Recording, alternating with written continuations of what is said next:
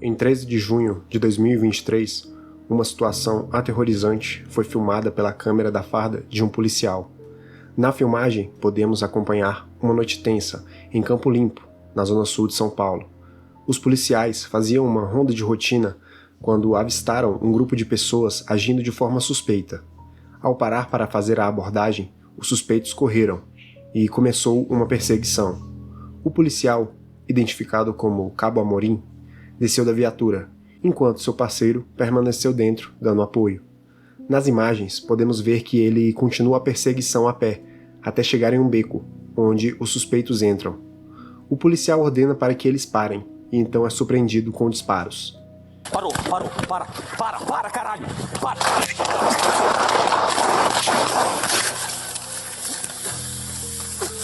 Ele é atingido 2 vezes, uma no colete à prova de balas e outra em sua perna. O policial, após ser ferido, derruba sua arma, porém rapidamente a recupera, enquanto recua e busca a viatura de seu parceiro. Seu parceiro então chega e o leva para o hospital.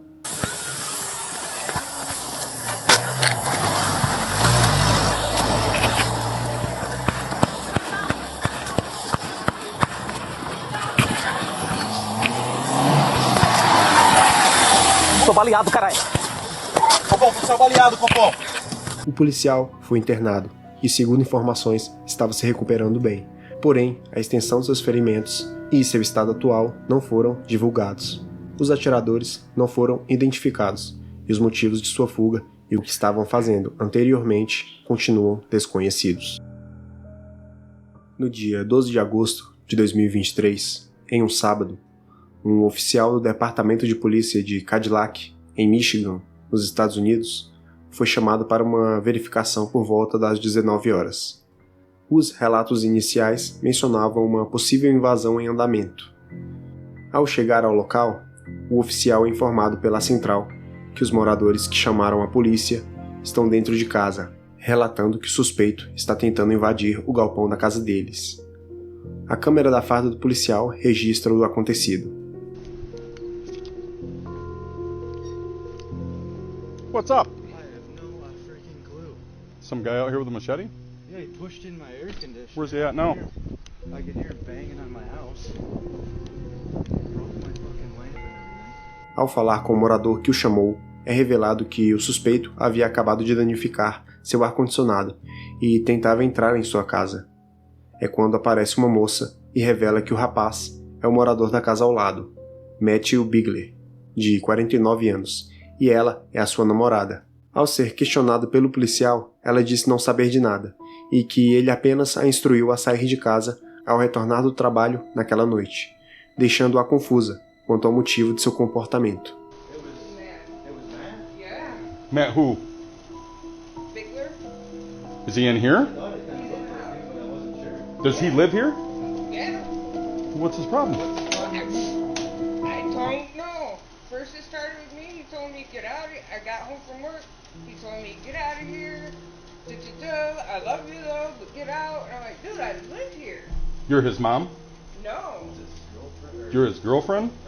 A situação atingiu um ponto crítico quando o oficial, após bater em uma porta que aparentemente leva ao quintal, local em que ele estava, se depara com Bigler segurando um facão acima do pescoço de um cachorro. O oficial ordena que ele largue o facão e se renda, informando à central a situação via rádio. Porém, Bigler acaba deixando o cachorro fugir e imediatamente vai para cima do policial, que, agindo rapidamente, dispara 3 tiros.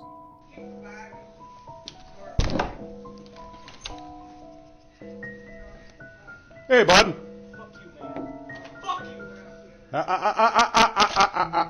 Don't do that. Don't do that. Central, I got him at gunpoint. He's got a machete. Hey, stop! Stop! É possível ouvir Bigler agonizando após os disparos, até que os gritos vão diminuindo, até parar completamente. O policial tenta executar os primeiros socorros em Bigler, mas seus esforços são em vão, e ele é declarado morto no local. Registros do Departamento de Justiça de Michigan revelam que Bigler estava em liberdade condicional por agressão a outro policial em março de 2023, e possuía outros antecedentes criminais. Seu pai disse que ele era um bom homem, porém passava por transtornos mentais e uso de drogas, e que alguns eventos de sua vida acabaram o abalando cada vez mais. A promotoria do condado de Wexford, após analisar os eventos, concluiu que o uso de força letal foi justificado, devido à ameaça iminente. As razões de Bigler ter agido assim, nessa noite, continuam sem nenhuma explicação. Em Louisville, no Kentucky, no dia 16 de agosto de 2023, era por volta das 19 horas, e a polícia foi acionada para uma ocorrência que seria assustadora. Vizinhos relataram ouvir gritos de socorro, vindos de uma casa na rua Bowling. Ao chegar, a rua já estava com vários vizinhos observando a casa. Os policiais até tentaram entrar arrombando as portas e janelas, porém logo perceberam que todas as entradas da casa estavam bloqueadas com barricadas. Eles então avistaram que uma janela no primeiro andar estava aberta e perceberam que essa era a única entrada possível para a casa, mas não estavam imaginando o que encontrariam. A cena era horripilante. He did what? Is he Hispanic?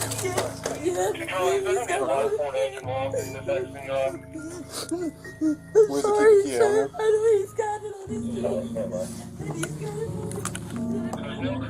Uma mulher estava presa com uma corrente em volta do pescoço, presa com cadeado. A corrente estava presa ao chão. A mulher, que estava chorando e em completo choque, disse que estava lá há 2 dias e que só o homem que a havia raptado tinha as chaves do cadeado. Ao examinar o quarto bagunçado que ela estava, os policiais encontraram uma machadinha, que usaram para quebrar a corrente e libertar a mulher, que foi prontamente atendida pelos paramédicos. But there's no one else in here, right? No, you can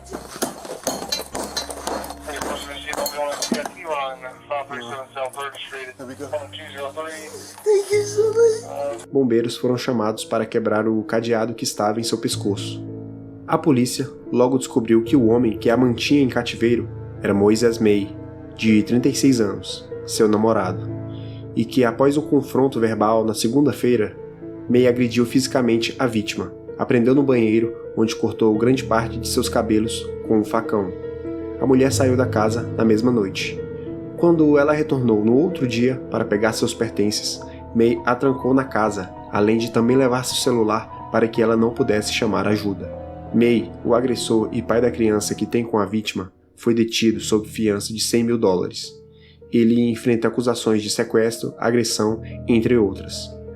A vítima, Jonah Wilson, contou durante uma entrevista o momento em que, desesperada, conseguiu chutar a janela e pedir ajuda.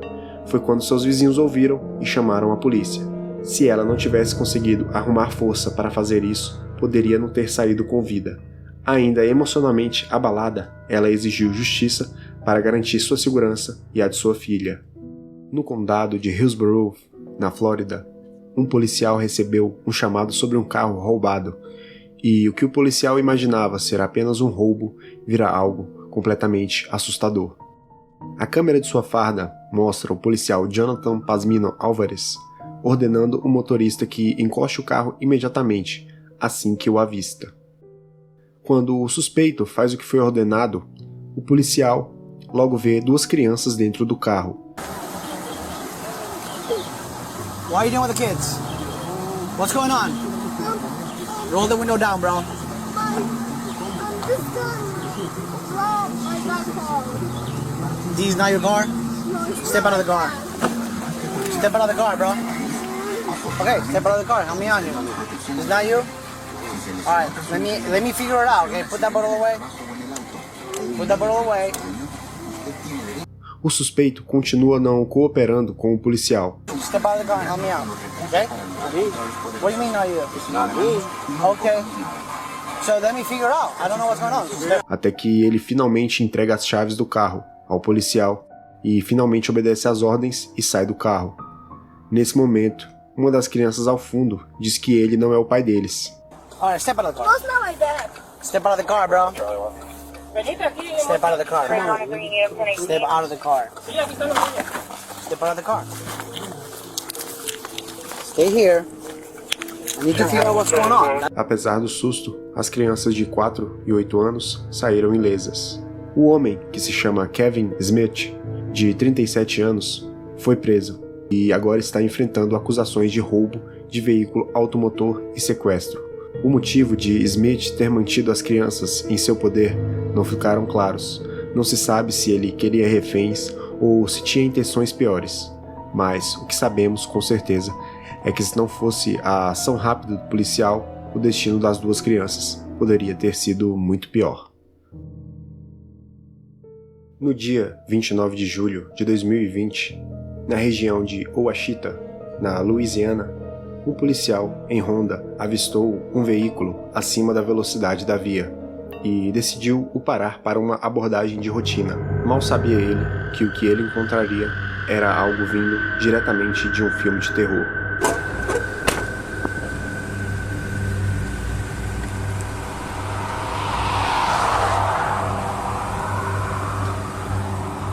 Hey, step back here with me, man.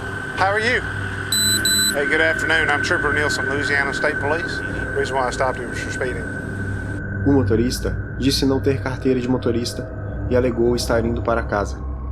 Ao perguntar para o jovem de quem era o carro, ele afirmou que era de seu irmão mais velho. Do you have a driver's license? No, sir. Then why are you driving? I was just Okay. going home now. O policial então nota um odor característico de maconha e pergunta ao motorista se ele tinha usado ou se havia alguma maconha no carro. Ele disse que ele tinha apenas um cigarro da droga e nada mais. Então, alegando causa provável, o policial pede a permissão para vasculhar o carro e o jovem aceita. Is there any weed in the car? Yes or no? Just a doobie in the ashtray, like. Okay. Other than that, there's You've admitted there's a small amount of marijuana in the car, and I've smelled it. It's probable cause. Can I take a look in your car? This your brother's car? This your brother's car?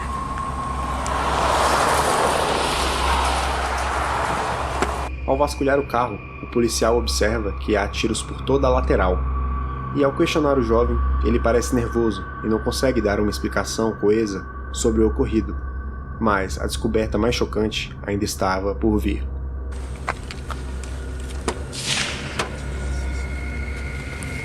When did all this happen?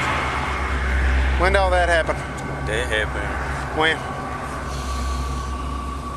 My brother, he said it. How long ago? happened, Days? Yeah, Okay. Come back. Just leave this here. Come back here. Just stay right here in front of my car. Enquanto isso, um carro para atrás da viatura e um homem diz que tem gente procurando por aquele carro em outra cidade próxima. E diz o nome do dono do carro, que é o mesmo que o rapaz tinha dado. Okay. His family in Monroe is looking for him. They sent me out here to Okay. All right. Well, I got somebody pulling up behind me, Scooter. Well, how are y'all here? Called my people from Monroe. That's him on the phone. What do you mean they were looking for him? They looking for him. The car missing. Hey. Okay, give me the phone. He's not giving that name though. He's giving another name. Ao questionar o jovem, ele muda a sua versão e diz que esse nome foi do homem que entregou o carro para ele dirigir, que levanta ainda mais suspeitas. O policial então se comunica com a central e descobre que tanto o carro quanto o filho do dono dele estão desaparecidos há alguns dias. Stop lying to me, or I swear to God, you're fixing to go to jail. Do you understand? Yes, sir. Who took that car from whoever it belonged to? He gave me permission for the car. Mike gave you permission to drive this car? Yes, sir. There's a kid that's been reported missing. That the daddy's looking at him. Some random guy pulls up behind me and said, "Hey, this guy's looking for that kid. I need to know if this car has been reported missing, stolen." And this car has been given to this boy by another boy who's been reported missing. O policial, em conversa com o outro, percebe que não revistou o carro totalmente e vai para o porta-malas. E ao abrir, tem uma descoberta chocante.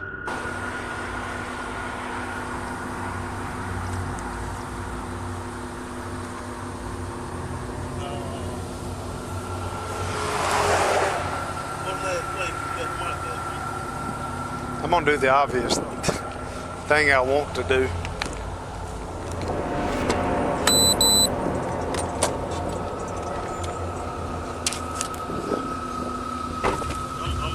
Hey. Yep. Dentro dele há um corpo sem vida de um rapaz. Chocado, mas também na obrigação de cumprir o seu dever, imediatamente o policial prende o jovem. Put your hands up. Put your hands behind your back. Put your hands behind your back. Foi descoberto pela polícia, posteriormente, que o jovem que estava dirigindo o carro, Michael Dwayne Mitchell Jr., de 18 anos, confessou ter participado de um roubo armado que resultou na morte da vítima, o jovem Mitchell Robson Jr., de 23 anos. Who is that? That's him. Who is who? That's Mike. That's Mike. How did Mike get there? Tell me. It wasn't me, man. It was. Okay. I just hit him, bro. I did. Ele alegou que planejava deixar o corpo em Winsboro, mas foram detidos pela polícia antes de chegar ao destino planejado. O policial, ao realizar uma parada de rotina, que ele deve fazer dezenas de vezes durante a semana, deparou-se com um cenário de horror que vai marcar ele para sua vida inteira, e um jovem teve uma vida ceifada por uma razão fútil, mostrando que na vida tudo pode mudar num piscar de olhos. Em Peaceful Valley, no condado de Whatcom, em Washington, um local normalmente tranquilo, uma tarde comum se transformou em um pesadelo. Era quinta-feira, 10 de fevereiro, por volta das 16h20. Um desentendimento entre dois vizinhos, Joel Berk Young, de 60 anos, e um morador próximo, que estava queimando lixo e jogando fumaça em sua casa, desencadeou um incidente que logo ficaria fora de controle. As autoridades, representadas pelos policiais Ryan Rathbone e Jason Thompson, foram chamadas para acalmar a situação. Mal sabiam eles o que os aguardava. A câmera em suas fardas mostram os minutos aterrorizantes em que os policiais chegam ao local e começam a pedir para que Young, aparentemente embriagado, se renda de forma pacífica. Porém, Young os responde com insultos e ameaças. No, it's the sheriff's office. Why don't you come out with your hands empty and talk to us?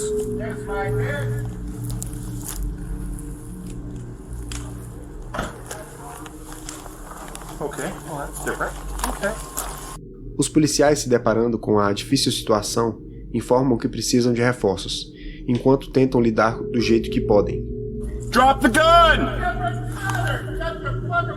Drop the gun!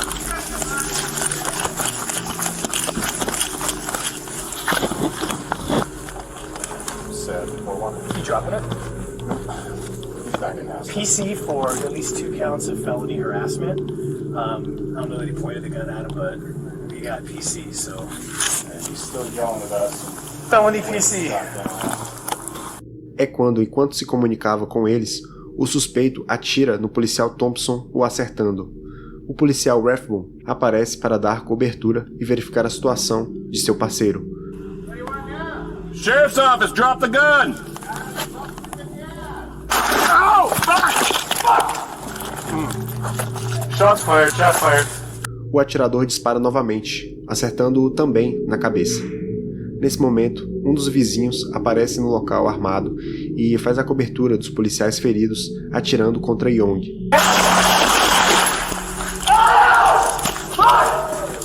Sunday, shots fired! I'm hit! 741. Mais vizinhos aparecem e fazem os primeiros socorros aos policiais, que têm um forte sangramento, conforme vemos nas imagens. Sit down. Sit down. Hey, give me the air. Shots fired. We have 2 officers hit in the head. Oh, Jesus. I don't have a whole lot. Mais viaturas chegam ao local e os 2 policiais atingidos se dirigem ao hospital para tratar os ferimentos. Após horas de tensão e terror, Joel Young se rendeu pacificamente depois que a equipe SWAT cercou sua casa. Ele foi preso e enfrenta graves acusações. Nenhum outro policial se feriu no confronto. Os policiais Rathbone e Thompson, que ficaram por um fio de perder a vida ou ficar com sequelas graves para sempre, passaram por inúmeras intervenções médicas e hoje, mais de um ano depois do ocorrido, estão de volta ao serviço.